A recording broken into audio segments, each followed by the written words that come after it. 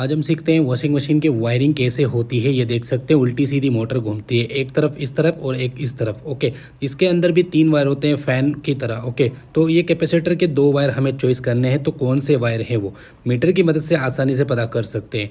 Yellow colour और blue colour का हम यहाँ पे ऐड करते हैं तो 81 पॉइंट आते हैं। 81 पॉइंट सबसे ज़्यादा है और ब्लू और वाइट के बीच में 41 पॉइंट आ रहे हैं। ठीक है, अभी मैं यहाँ पे वाइट और येलो के बीच में देखता हूँ 41 पॉइंट आ रहे हैं और वाइट और ब्लू के बीच में देखता हूँ 41 पॉइंट आ रहे हैं। अब हम वाइट कलर के वायर को निकालेंगे, ब्लू और येलो को डालेंगे तो यहाँ पे सबसे ज़्यादा रीडिंग आएगी 81।